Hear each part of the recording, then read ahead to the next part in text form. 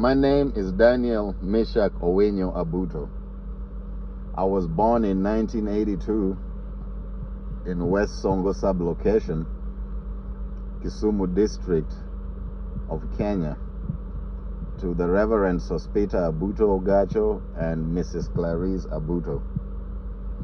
I grew up in Kenya on a farm until the age of 17, when by the grace of God, I was fortunate enough to come to the United States. I came here as a dependent of my parent because my dad at the time was a student at Texas Christian University in Fort Worth, Texas. The intention at the time of my coming was to go to school and pursue schooling and education, and which I did. I finished my high school. I did not graduate from college. I did get into college, but I did not graduate from college. As a result of that and having to make a livelihood, I became a mechanic by profession, something I learned from my dad. I'd see him fixing cars left and right, and I picked up the habit. I am fortunate enough, by the grace of God, to also call myself a citizen of the United States.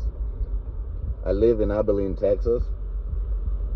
I have 2 children. I have an 18-year-old daughter and a 17-year-old daughter. They're both in college right now. The plight of my country, Kenya, and the economic state really bothers me, because I have lived almost the same amount of time in both countries, and I can very well compare both countries one hand to the other hand and tell you the likes and the dislikes and the advantages and the disadvantages of both countries. The one thing that I do know for a fact, and I want to stress, and is going to be my key point in all of my videos and in all of my communication with y'all, is that Africa is capable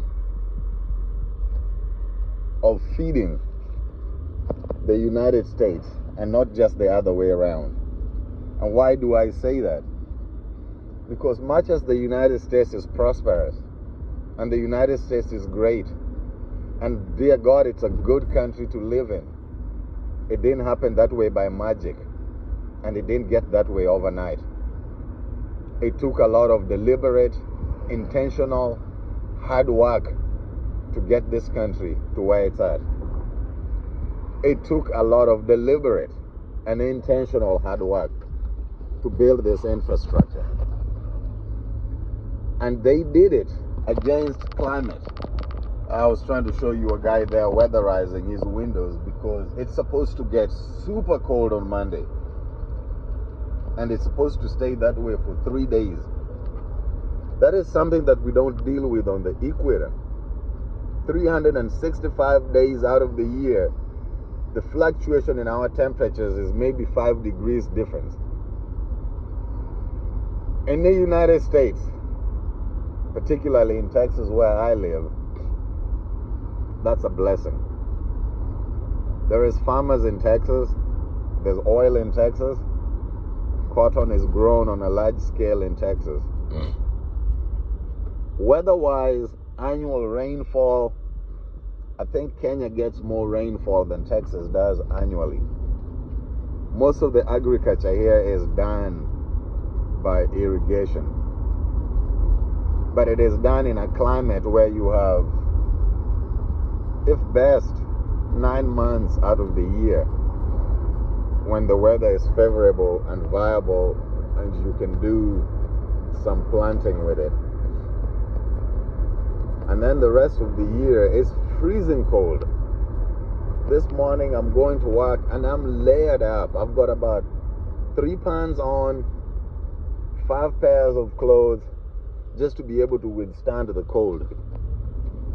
Therefore, a good, hard-working, determined farmer in Kenya should produce 3 times as much as a farmer in the United States can produce, just because of the weather alone. Before you add any factor, just because of the weather alone, we should be producing more than a farmer in the United States. Secondly, let's leave that for now. These videos, I can't go more than 5 minutes, so you won't share it. Let's start with that.